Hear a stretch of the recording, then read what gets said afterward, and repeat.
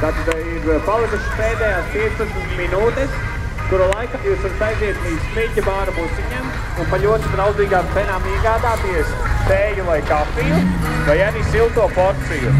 kurā ir ļoti garšīga desiņa, stovēti kāposti un vārīti kartupeļi. Un arī